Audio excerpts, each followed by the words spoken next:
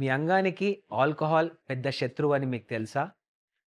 Alcohol ఎక్కువగా తీసుకోవడం వల్ల మనకి టెస్టిస్ లోపట్లో ఉన్న 2 సెల్స్ అదే సెర్టోలీ సెల్స్ అండ్ లేడిక్ సెల్స్ ఉంటాయి.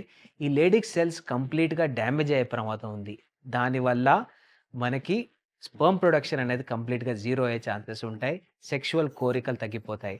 అండ్ ఇది one of the major reason for infertility. ఈ ఆల్కహాల్ తీసుకోవడం వల్ల మీరు సెక్స్‌లో మీరు క్లైమాక్స్‌కి వెళ్ళకుండా ఉండే ఛాన్సెస్ ఉంటాయి.